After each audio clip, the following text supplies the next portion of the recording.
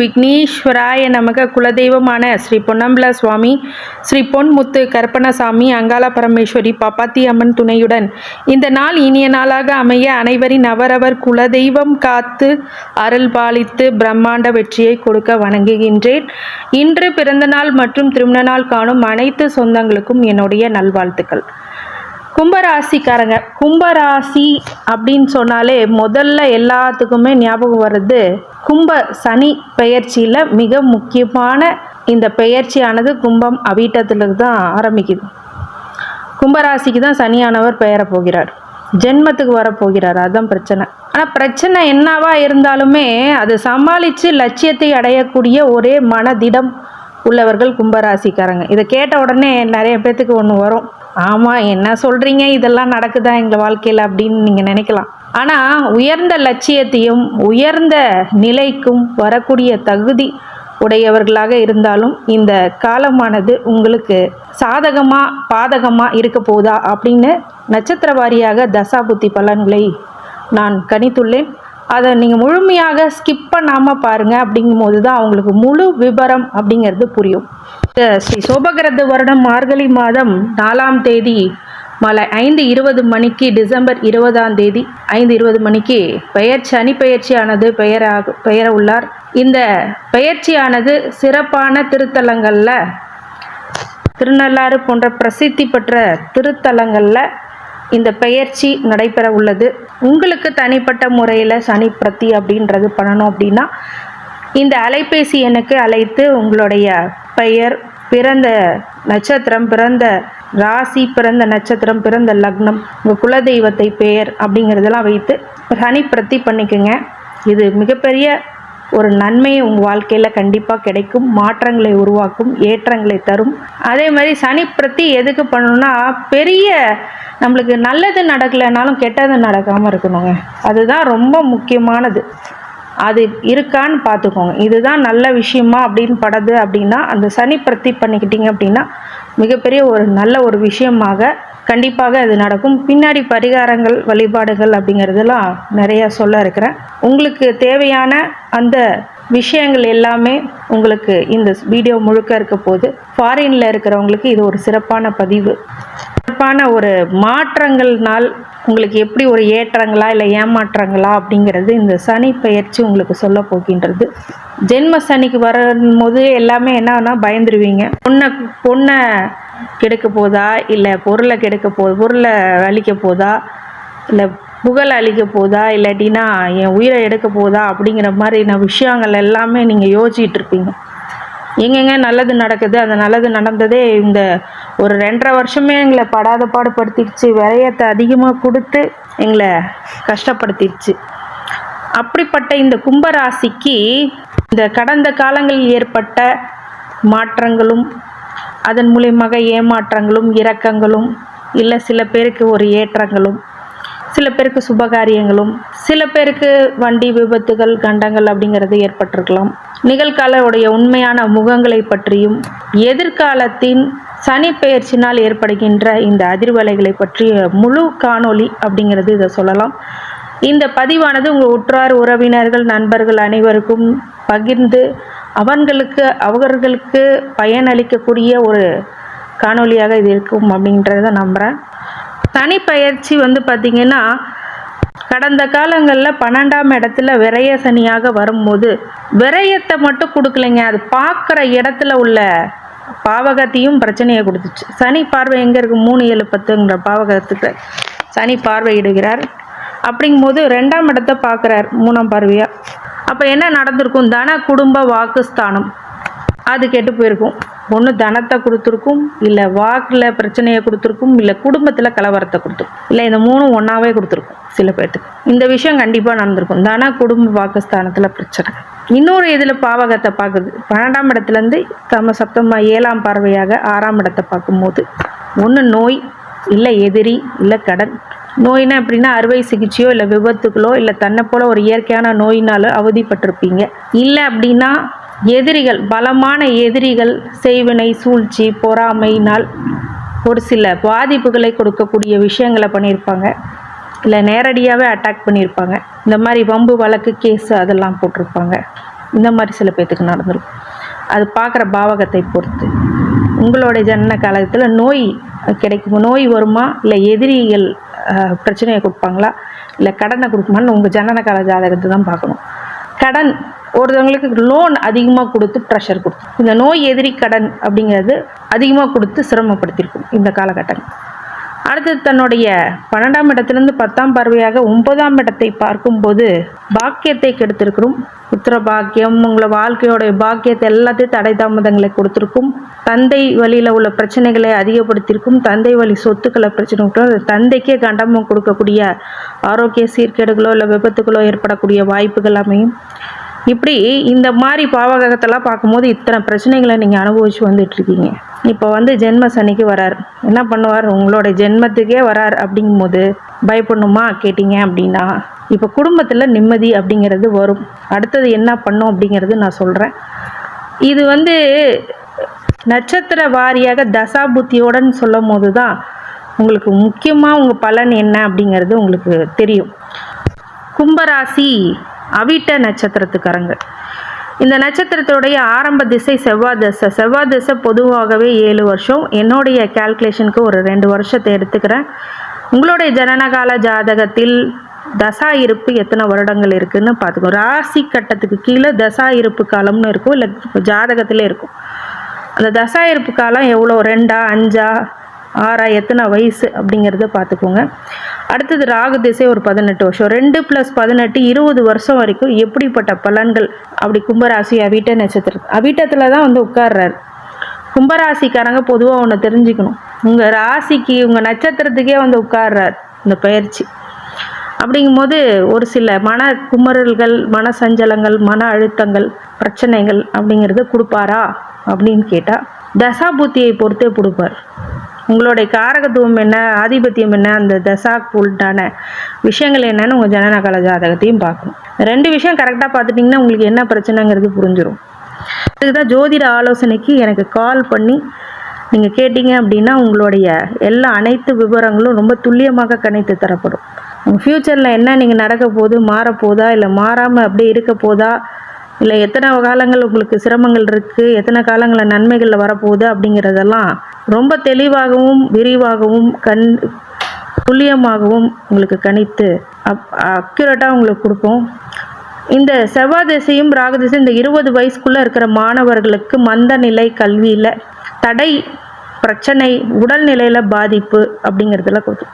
செவ்வாய்க்கு ஆகாதது சனி தான், சரிங்களா? இந்த செவ்வாயோட நட்சத்திரத்தில் தான் பிறந்திருக்காங்க. ராகு திசை நடக்கும்போது ஒரு மன சஞ்சலத்தையும் மனக்குழப்பத்திலையும் இல்லை மாற்று பாலினத்தினரோட ஒரு சில விஷயங்களில் மிகப்பெரிய பிரச்சனை. எடுக்கின்ற முயற்சிகள் எல்லாம் தோல்வி. அதுக்கு நான் புது முயற்சி எடுக்கக்கூடாதுன்னா இந்த காலகட்டத்துக்கு புது முயற்சி அவிட்ட நட்சத்திரம் எடுக்காதீங்க. புதுசாக ஒரு விஷயத்தை எடுக்காதீங்க. ஏற்கனவே உள்ள விஷயத்த கம்ப்ளீட் பண்ணுங்கள் ஃபஸ்ட்டு, இன்கம்ப்ளீட்டாக விடாதீங்க. பொதுவாக 3 நட்சத்திரம் இருக்குதுன்னு வச்சுக்கோங்களேன். 2.5 வருஷத்துக்கான சனி பீரியடில் ஒரு 2.5 வருஷத்தில் பார்த்தீங்கன்னா மொத்தம் எத்தனை மாதம், 12, 12, 24, 24 ஒரு 6, 30 மாதம். இந்த 30 மாதத்தில் 10 மாதம் அவிட்ட நட்சத்திரம், 10 மாதம் சதய நட்சத்திரம், 10 மாதம் பூரட்டாதி நட்சத்திரம். இந்த 10 மாதங்கள் என்ன பண்ணோம் அப்படின்னா அதுக்கு உண்டான அந்த நட்சத்திர ஜென்மத்துக்கு வரும்போது இன்னும் அந்த டிசம்பர் 20லேருந்து ஒரு 10 மாதத்துக்கு உங்களுக்கு பெரிய ஒரு சோதனைகளும் இடர்பாடுகளும் இடையூறுகளும் மனசில் சஞ்சலங்களையும் கொடுக்கக்கூடிய காலகட்டம் அப்படின்னு சொல்லலாம். இந்த காலகட்டத்தில் படிப்பில் பிரச்சனை, கல்லூரியில் சேர்ந்த கல்லூரி நீங்கள் நினச்ச சீட்டு கிடைக்காது.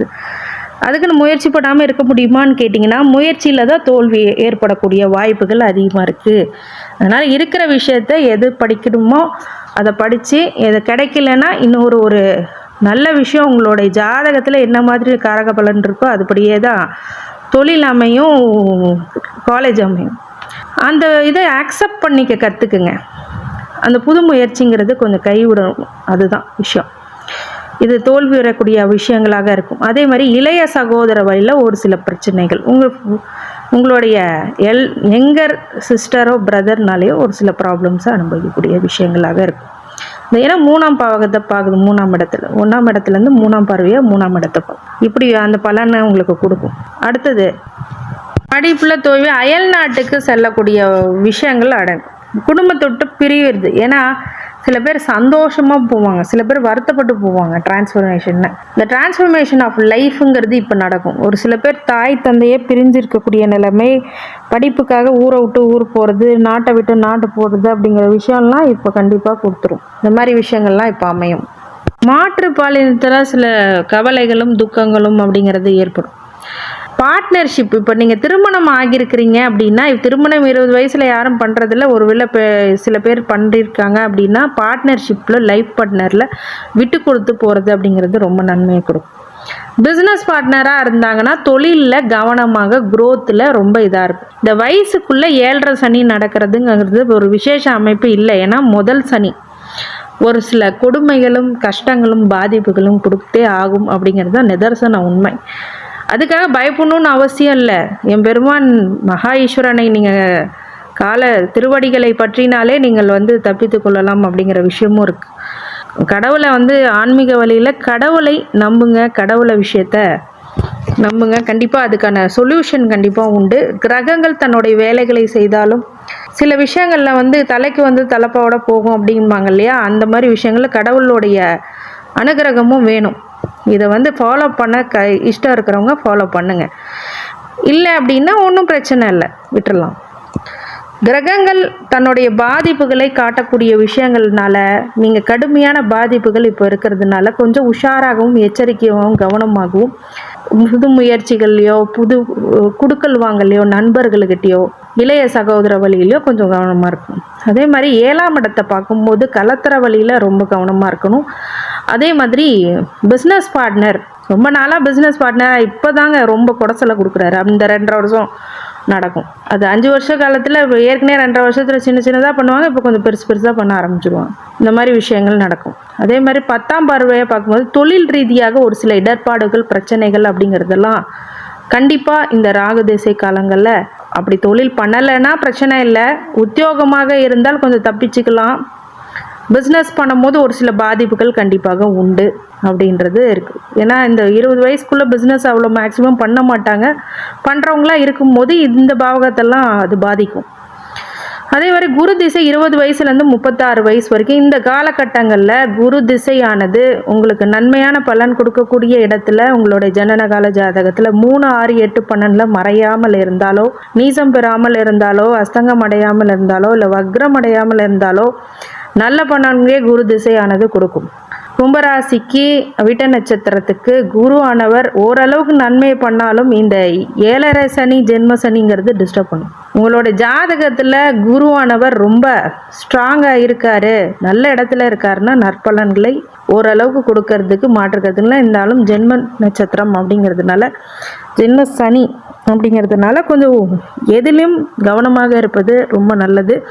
உத்தியோகத்தில் இருக்கிறவங்க ஏற்றங்களை அனுபவித்து அது மூலியமாக ஏற்றங்களையும் கொடுக்கும். சில பேர்த்துக்கு ஒரு அனுதாப விஷயங்களில் கொடுத்துரும். குரு திசை காலங்களில் உங்களை ஒரு நல்ல மனிதராக்கக்கூடிய அந்த பலனையும் கொடுக்கும். ஒரு நல்ல விஷயங்களை குரு திசா குரு புத்தி உங்களுக்கு ஒர்க் ஆகாது. யாருக்காக இருந்தாலும் தன்னுடைய சுய புத்தி அப்படிங்கிறது பெரிய நன்மைகள் கொடுக்காது. அது முடிந்த பிறகே அந்த ஜனன கால ஜாதகத்தில் சனி புத்தியோ இல்லை எந்த புத்தி வருதோ அதுக்கு தகுந்த காரக பலனை கண்டிப்பாக கொடுத்துரும். குரு திசை மேக்சிமம் நன்மையை கொடுக்கும். 75% கண்டிப்பாக உங்களுக்கு நன்மை அதிக அளவில் ஏற்படும். சனி திசை 36 வயசுலேருந்து 55 வயசு வரைக்கும் இந்த சனி திசை காலங்களில் பார்த்தீங்க அப்படின்னா நம்மளுடைய ஆயுள்காரகன் அந்த சனியானது ராசி அதிபதி தசை, கும்ப ராசியாக இருக்கும்போது ராசி அதிபதி தசை உங்களுக்கு நன்மை கொடுப்பாரா அப்படின்னா, திருமணம் ஆகாதவங்களுக்கு திருமணம் நடக்கும். சரியாக செகண்ட் மேரேஜ் வெயிட் பண்ணுறவங்களுக்கு இப்போ செகண்ட் மேரேஜ் நடக்கும். சில பேருக்கு எதிர்பார்த்து காத்து கொண்டிருந்த புத்திர பாக்கியம் அப்படிங்கிறது கிடைக்கும். சில பேர்த்துக்கு நல்ல வாய்ப்புகள் வரும். அரசியல்வாதிகளாக இருக்கும் போது செல்வாக்கு கூடும். இந்த மாதிரி விஷயங்கள்லாம் பண்ணும். ஆனால் இது ஜென்ம சனியாக இருக்கும் பட்சத்தில் அதற்கான சூழ்நிலையும் கொடுமையும் கொடுக்கும். ஒரு உயர்ந்த அந்தஸ்து, பதவி, அதிகாரம் அப்படிங்கிறதெல்லாம் அலங்கரித்தாலும் தொழில் வகையில் ஒரு சில மன போராட்டங்களும் மன கஷ்டங்களும் கொடுக்க தவறாது அப்படிங்கிறது ஒரு விஷயம். குடும்பத்தில் ஒரு நிம்மதி இல்லாத நிலைமை கொண்டு வரும். ஏதோ ஒரு வகையில் நல்லா ஜெயிச்சு வந்தாலும் சில விஷயங்கள் உங்களுக்கு ரொம்ப இடர்பாடுகள் இருக்கும். தோல்விகளை கொடுக்கக்கூடிய விஷயங்கள்னால நான் இவ்வளோ கடின உழைப்பு போட்டு அதுக்கான பலன் எனக்கு கிடைக்கலையே இந்த காலகட்டத்தில், நான் ஒரு 2.5 வருஷம் பொறுமையாக இருக்கணும். அதுலேயும் இந்த 10 மாத காலங்களில் நீங்கள் ரொம்ப ரொம்ப பொறுமையாக இருக்கக்கூடிய காலகட்டம் அப்படின்னு சொல்லலாம் இந்த அவிட்ட நட்சத்திரத்துக்கு. இந்த சனி திசை காலங்களில் ஒரு விஷயத்த நீங்கள் நேராக புரிஞ்சுக்கணும் அப்படின்னா ஒரு சில தடை தாமதங்கள், கஷ்டங்கள், பிரச்சனைகள் அப்படிங்கிறத அனுபவிச்சே ஆவாங்க. இந்த அவிட்ட நட்சத்திரத்துக்கு ராகு திசை தான் ஆரம்ப திசையாக இருந்தது இல்லையா? அப்போ சில பேர் தன்னோட தந்தையாரை நிறைய பேர் இழந்திருப்பாங்க, இல்லை ஆரோக்கிய சீர்கேடுகளோ இல்லை விபத்துகளோ கண்டங்களோ கொடுத்துருந்துருக்கும். ஆனால் இந்த சனி திசையில் எப்படின்னா அதுக்கு மாறுபட்டான கடன் சுமை, பிரச்சனைகள், தொழில் வகையில் ஒரு சில மனஸ்தாபங்கள், கலத்துற வகையில் பிரச்சனைகள், இளைய சகோதரர் வழியில் ஒரு சில ப்ராப்ளம்ஸ், இது மாதிரி விஷயங்கள்லாம் சனி திசையில் மிக முக்கியமானதாக கொடுக்கும். அதே மாதிரி சனி திசையில் இன்னொரு விஷயம் என்ன அப்படின்னு கேட்டிங்கன்னா, உத்தியோகத்தில் அதிகமான ப்ரெஷர்ஸ், ப்ராப்ளம்ஸ் அப்படிங்கிறத கொடுக்கும். இந்த மாதிரி விஷயங்கள் எல்லாமே உங்களுக்கு நன்மையை பண்ணுமா அப்படின்னு கேட்டிங்கன்னா, பெரிய நம்மளால ஓரளவுக்கு 50% போகும்னா ஒரு 30% போகும். இந்த மாதிரி ஒரு வாய்ப்புகளே ஒரு கஷ்டத்தை கொடுத்து நன்மையை கொடுக்கும். சனி திசை முடிஞ்சாதான் அது ஒரு நன்மையை கொடுக்கும். சனி ஒரு சில பேருக்கு நல்லா இருக்குது, 11ஆம் இடம் 10ஆம் இடத்துலலாம் இருந்ததுன்னா ஓரளவுக்கு நன்மையை பண்ணும். இது உங்கள் ஜனனகால ஜாதகத்தை பார்த்தாலே முழு விவரத்துடன் சொல்ல முடியும். ஜோதிட ஆலோசனைக்கு எனக்கு கால் பண்ணிங்கன்னா மிக தெளிவான விளக்கத்தை சொல்லணுமோ, துல்லியமான கணிப்புகளும் அதுக்கான பவர்ஃபுல் ரெமடிஸ், பரிகாரங்கள், வழிபாடுகள்லாம் சொல்லுவோம்.